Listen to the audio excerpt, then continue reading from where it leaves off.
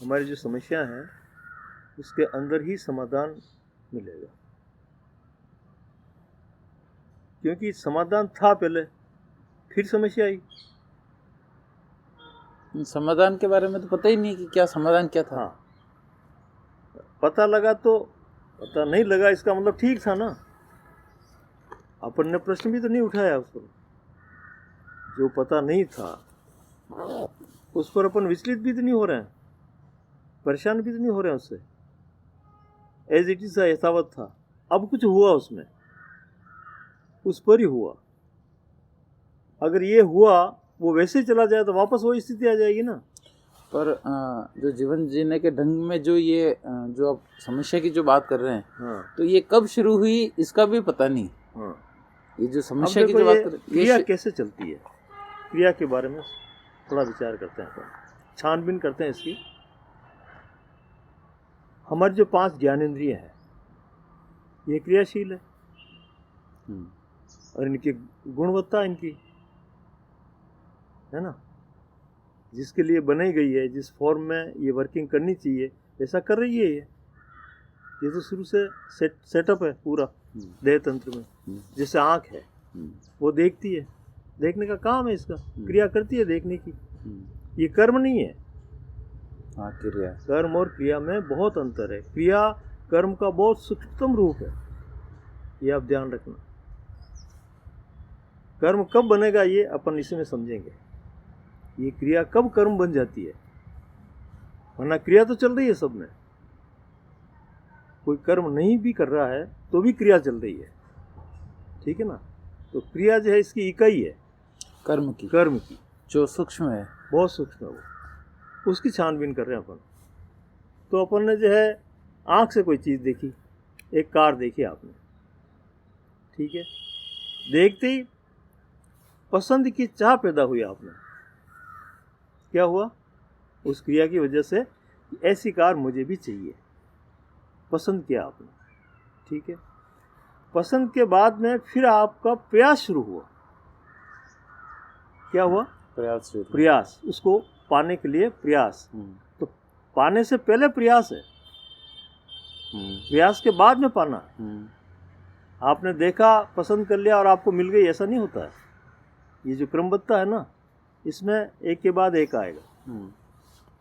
तो प्रयास होगा उसके प्रति, प्रयास होने के बाद में आप उसको पाओगे, और पाने के बाद में अनुभूत करोगे।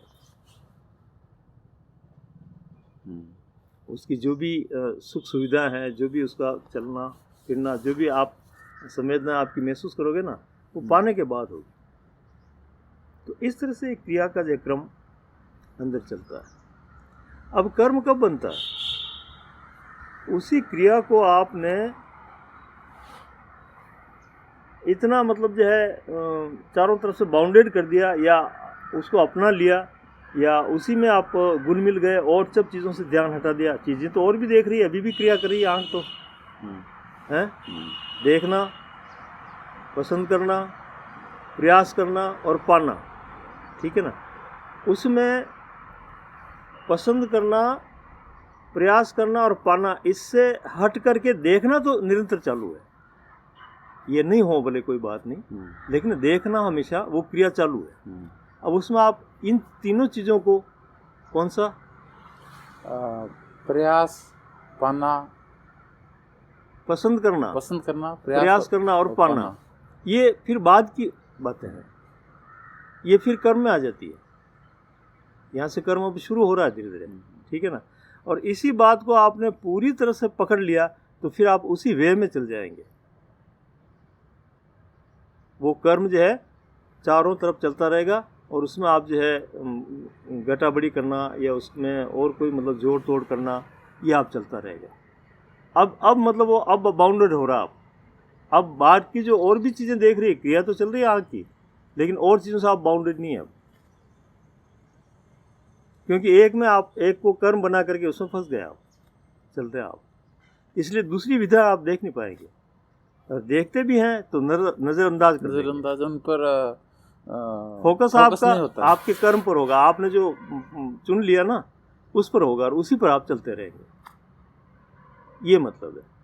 इस तरह से होता है। ये क्रिया इतनी सूक्ष्म रूप से जो है गति कर रही है।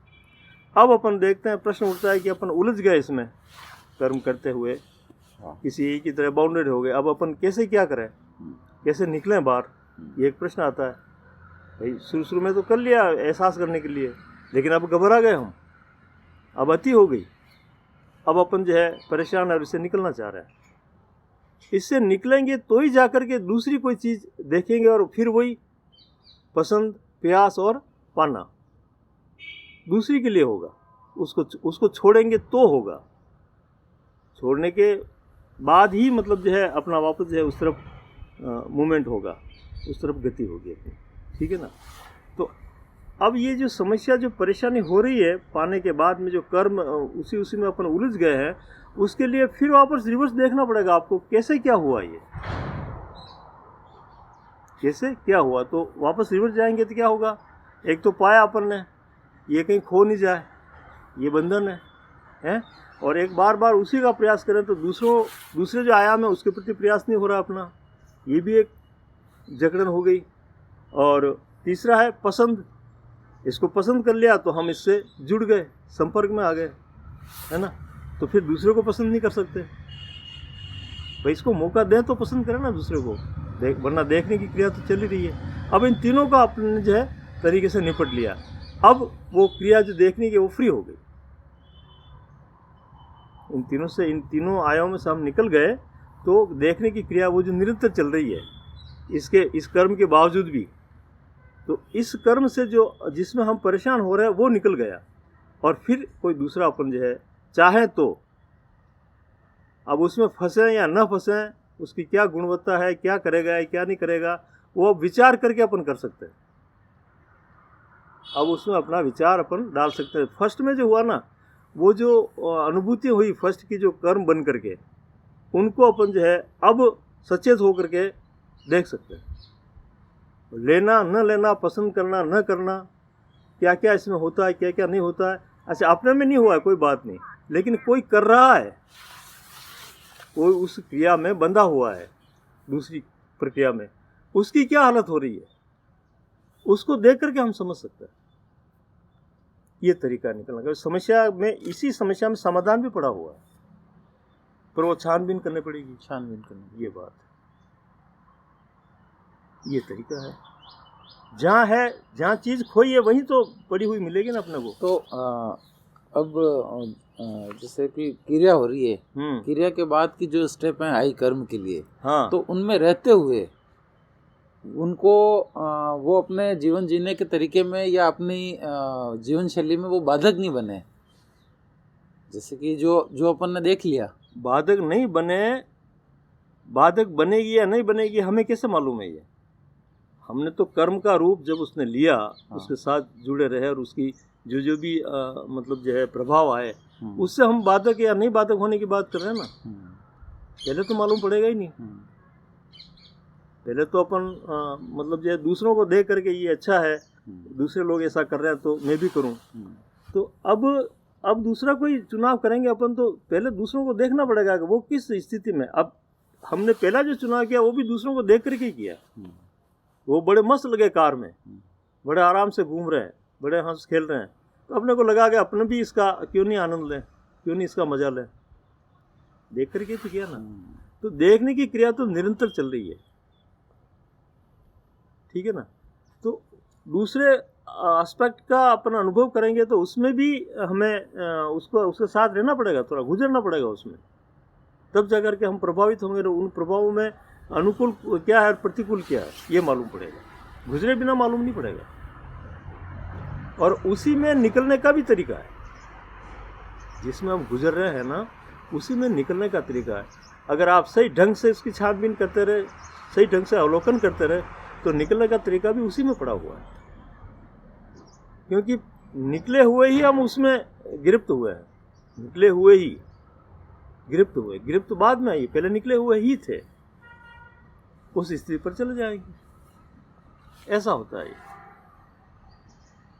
तो ये हर पल हर क्षण सचेत रह करके इन गतिविधियों को देखना पड़ेगा, अंदर जो भी चल रहा है अपने अंदर उसको बड़ी बारीकी से देखना पड़ेगा, समझते हुए,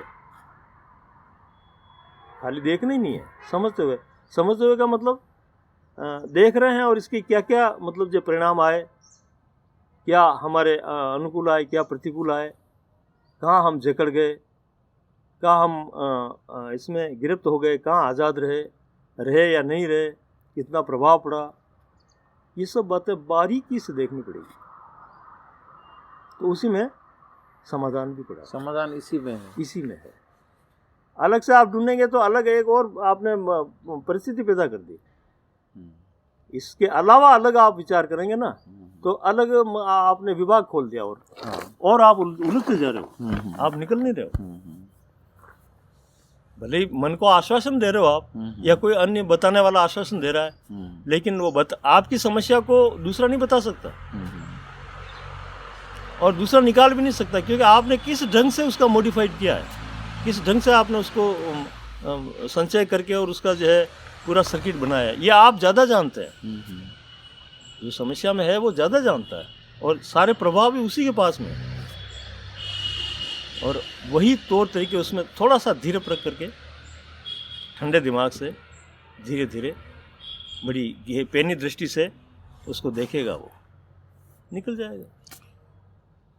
और कई बार यूँ कि इतना उलझ जाते हैं इन जो दैनिक जीवन की जो समस्याएं हैं, जिसमें घर परिवार समाज, आर्थिक लाभ हानि, मान प्रशंसा जो भी है, इन सब चीज़ों में कि इनमें इतना उलझते हुए इतने व्यस्त हो जाते हैं कि इस तरफ जो आप सजगता की जो बात कर रहे हो उस तरफ शायद हमारा ध्यान जा ही नहीं पाता है।